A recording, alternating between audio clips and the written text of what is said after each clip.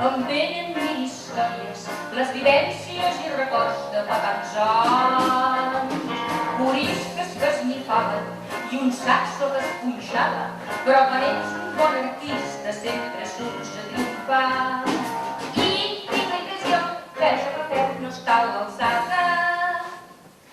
Ell hi ha il·lusió, però és per tirar la carcanada. La cosa està tardada, és un desastre. M'agradaria dir el contrari, però no. És un desastre total. Teniu un problema? Terrible, teniu el pas del dret. Teniu dislèxia crònica, és desesperant. És pitjor que si ho provessin una colla d'elefants.